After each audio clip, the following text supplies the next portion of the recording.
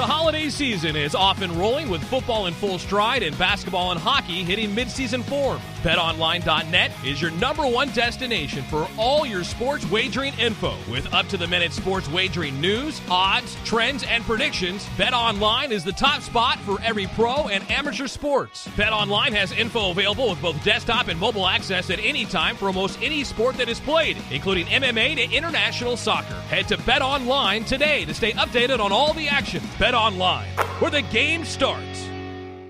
We all know a guy who only occasionally shaves for big occasions, and it's because that occasional shave really hurts. It's the time of year for big occasions, and yet there he is, suffering with that cheap drugstore razor. Let's help him out. Henson Shaving's line of razors, built with aerospace precision, deliver a smooth shave your dad, brother, and even son can enjoy, eventually. With replacement blades just 10 cents each, you'll buy it once, and they'll use it for life. How's that for the perfect gift? Celebrate with 100 free blades on your first purchase, and no subscription headaches. HensonShaving.com/holiday. Welcome to the No Fruit Podcast, where we talk about our life experiences with a spiritual twist. Hosted by Maurice and Kafa. We hope you enjoy today's episode. Well, hello everyone. Welcome.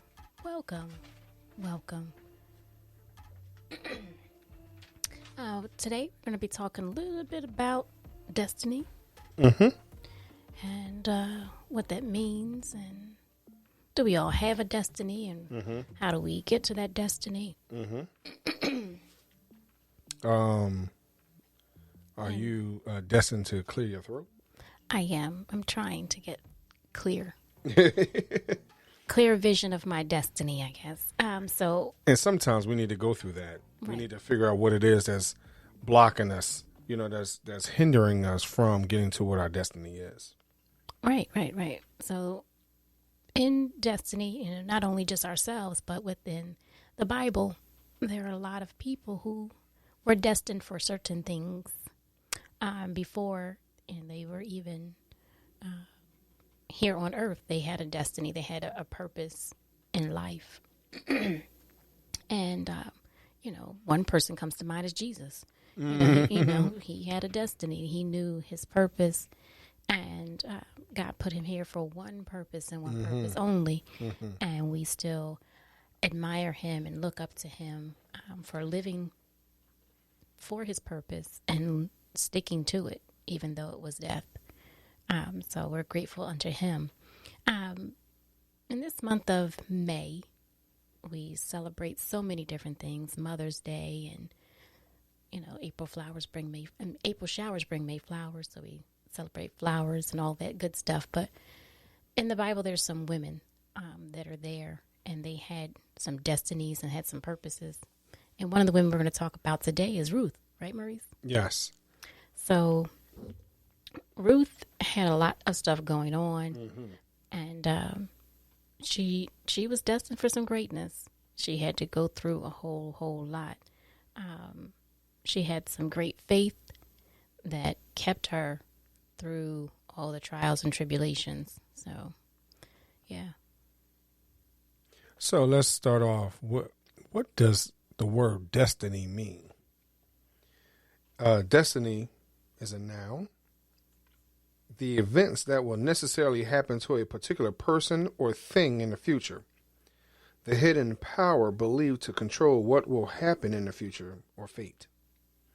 So we're going to take a look at Ruth for a moment, right? This young lady, when the story really starts off, it really doesn't talk about her originally. It's not focused on her. It's actually focused in on her mother-in-law, right? And so in that, you wonder, I guess in the mother-in-law's position, if I had to put myself in that space, I will wonder, what is my destiny? What am I fated for, being Naomi, being the mother-in-law, right? And unfortunately, I think in this situation, we look at ourselves and not necessarily those that are surrounding us that is destined for greater. You know, we get so concerned and consumed with ourselves that I believe that, you know, we don't see what else is around us, what other greatness is around us. So, you know, in this situation, you know, Ruth, as we know, you know, she was married and just so happened her husband dies. Mm-hmm. You know, Naomi's husband dies and Naomi's other son dies, you know, and so Ruth's sister-in-law is in the same boat that she's in. And, you know, so you wonder, because, hey, all the men has died. Like, you know, so what are we destined for? What are we fated for? Right. I mean, in those days, normally if your spouse died, then your brother-in-law was the one that would step up and take you in, because everything kind of rested upon the men. Right. You were known by your husband. Right. So these three women are now, all three of them are husbandless, and there's no kinsman that's nearby, no one else to pick up the slack and be that man of the household. Right. So Naomi said to the ladies, I don't have any more sons. I have nothing else to give to you. Right.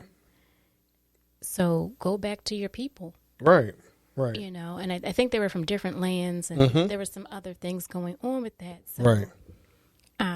They had kind of come out of where they were to be with a different people and a different belief system and a different culture. So I can't imagine, even for like Orpah, like of going back. Like, hey, well, you know, I can imagine perhaps people rolling their eyes, like, oh yeah, girl, you had to come back. You know, that type of thing. I wonder if she was embraced. Right. At all. Right. You know, could she remarry? They didn't have any children, but I'm sure the marriage was consummated and all that. So, you know, there's just some differences there when it comes to culture and what was acceptable and what wasn't. Right. So, you know, I just wonder what her destiny was, and what happened to her. In reference to Orpah? Yes. Yeah. Yeah. Yeah. Yeah, I mean, I guess she was reincarnated to Oprah today, I guess.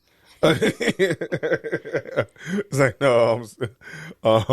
That's her real name, just, you know, anybody wants to know. Oprah's real name was Orpah, I believe. Yeah, I don't know. That part I don't know. But I would like to say that you know, so when you take a look at this story, what is it that, what is the turning point for Ruth? You know, as you know, you kind of get a sense that, hey, you know, Naomi kind of shoos these women, these two daughter-in-laws away more than once within this, you know, verse or verses. And eventually Orpah does relent, and she's like, all right, I'm out. And Ruth stays, you know. So what type of faith, you know, did Ruth have? What type of commitment did Ruth have? Steadfastness. What traits did Ruth really have in order for her to fulfill her destiny? Because otherwise, you know, like Kyle, like I can see where you're saying that, hey, you know, if I had to go back home, you know, am I going to hang my head low? You know, if I go back home, will people laugh at me because I'm back home? Right. You know, I was able to be out on my own, and I was doing okay.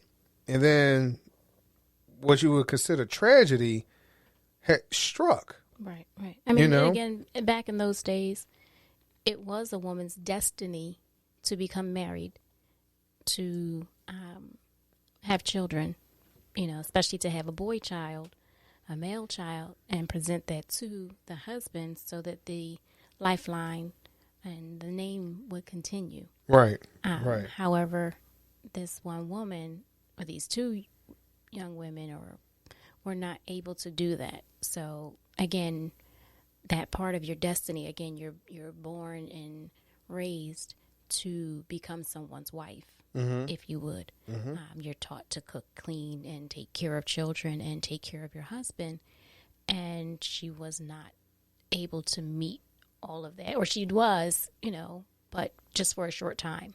So again, understanding what happens when you reach that destiny and it's not what you thought it was going to be, or God takes it away from you, what happens then? So again, you may have gone to college to become a doctor, and then you get there and it's not all that you thought it was going to be, or something happens and you're no longer able to practice, so, and you go back home, then what happens? Like, how do other people look at you? Oh, we knew you were going to become a doctor. It was in your yearbook and the teachers all knew you were going to, do this. And everybody knew that that's what you were going to do. Right. You'd always talked about doing it. And now, the destiny was met. You got to be there. Right. But now you're no longer in that position. I wonder how she felt. Right. Right. And I wonder how others received her. I hope that they received her with open arms. And embraced her. So, and I mean, let's be honest though, in certain situations, that doesn't happen. That's, people are not always received in a lighthearted fashion. And that's just the nature of people, right? Overall. But as we take a look at, we're talking about Ruth and her ultimately getting to a point where she's about to marry again, right?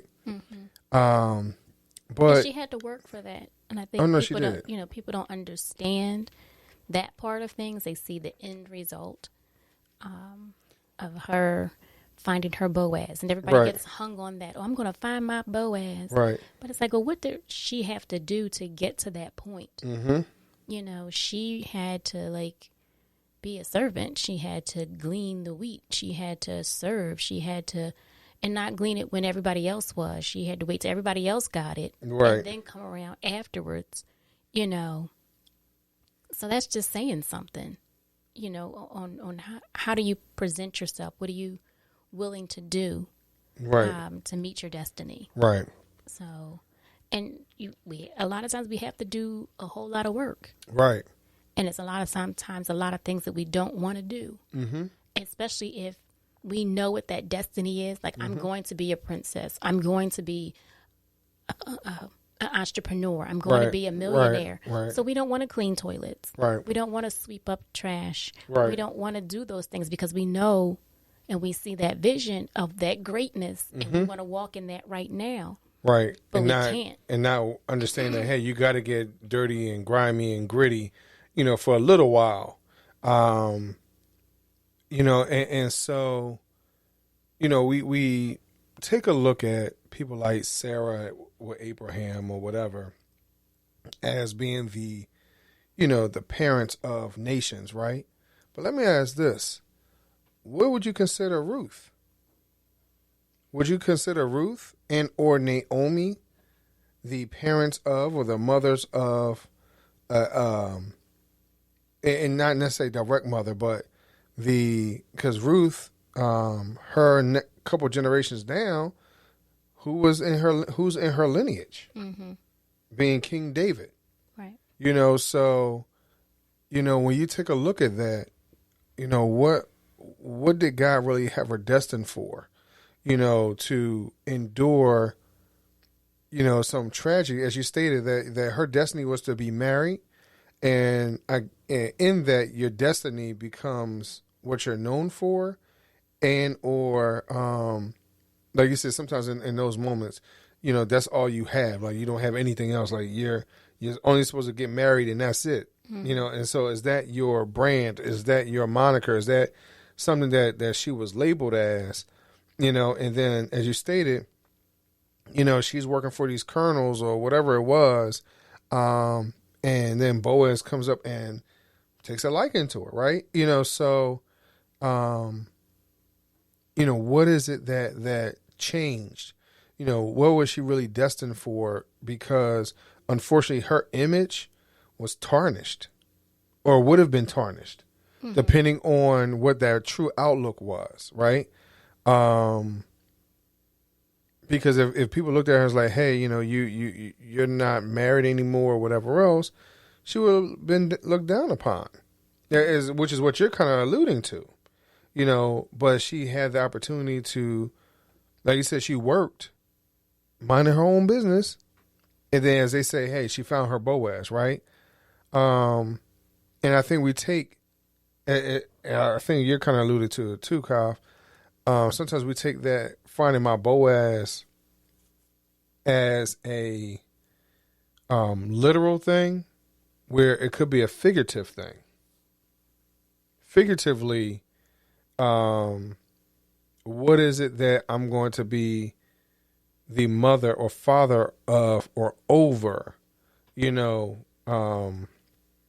So I think that as we're looking at our destiny and understanding what God really has in store for us, I think we need to, we may not be able to take certain biblical stories so literally versus figuratively. Look deeper, look at it from a more abstract perspective. Mm-hmm. And I understand people are going to be like, Maurice, you're taking the word of God out of context and whatever. But sometimes I think we need to think outside the box.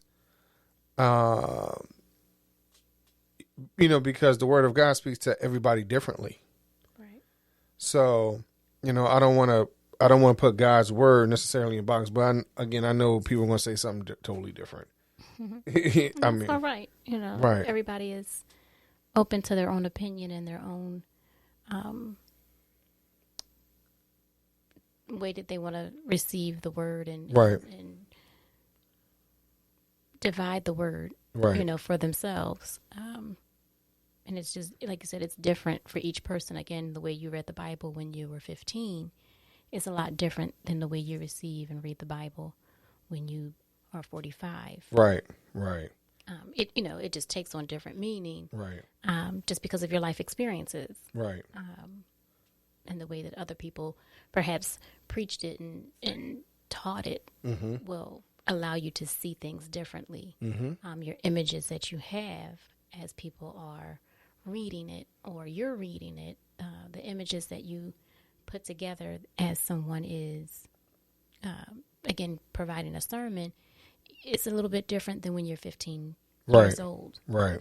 Than when you were 45. So, again, I can't say that, hey, it's in a box. Mm-hmm. It's in a box for whatever your imagination is, right? And whatever the Lord provides to you for discernment, and reveals to you. So that's that. So whatever. I just would like for y'all to understand that this is going to be a series where we're calling it the Destiny Series, and we're going to pull out, different people and talk about their destinies and put a different spin on it. So that's what this series is going to be about. So tune in every week. As we bring up somebody else. These are going to be real short because we really want y'all to vibe with us. And if we get too deep into it, we're not trying to have a total Bible study, vibe, but we want to get deep enough where it creates room for conversation. Right. So, don't expect for us to have a whole 20 minutes or a half an hour talk on these.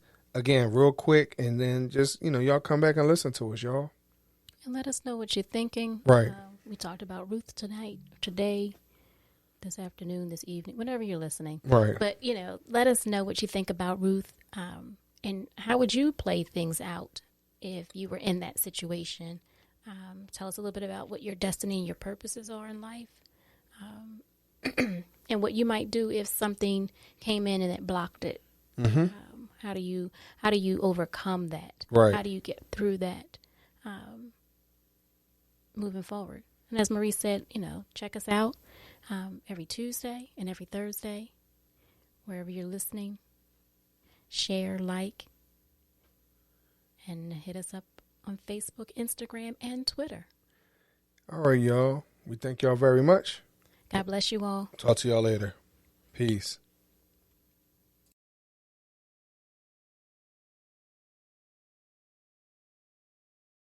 We all know a guy who only occasionally shaves for big occasions, and it's because that occasional shave really hurts. It's the time of year for big occasions, and yet there he is, suffering with that cheap drugstore razor. Let's help him out. Henson Shaving's line of razors, built with aerospace precision, deliver a smooth shave your dad, brother, and even son can enjoy, eventually. With replacement blades just 10 cents each, you'll buy it once, and they'll use it for life. How's that for the perfect gift? Celebrate with 100 free blades on your first purchase, and no subscription headaches. HensonShaving.com/holiday. Don't forget that your skin is your largest organ, and the sun can be your skin's worst enemy. Dermatologist-recommended Neutrogena products offer the ultimate protection for your skin. From makeup remover wipes to Hydro Boost Water Gel Facial Moisturizer, BJ's has your entire lineup of Neutrogena skincare products. And now through December 3rd, save $4 on any Neutrogena product at BJ's. Love your skin back and save now through December 3rd, only at BJ's.